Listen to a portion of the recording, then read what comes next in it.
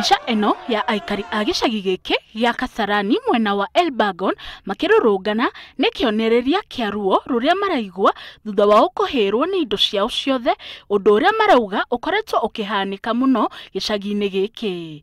Aikari aya marauga ona thengia ya gũkaĩra thirikari ya kaunti maita marĩa mahĩrĩirwo matirĩ mareherwo thima mwaki ona rĩmwe. Kulingana na vile inaonekana na vile tumeshuhudia, vitu mingi sana zimeungua ndani kwa sababu watu wamekuwa wameenda vibarua zao na walishtuka tu maboma zao zimeungua.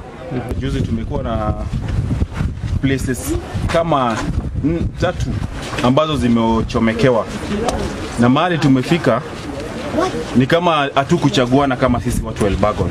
Aikari aya ni mahete thirikari ya kaunti ya Naikuru mukana makiuga ati matikũrĩha marĩhi ma biacara nginyagia rĩrĩa makareherwo thima mwaki, gũkũ makihoya ũteithio kũrĩ thirikari nene ĩngĩrĩre gatagati.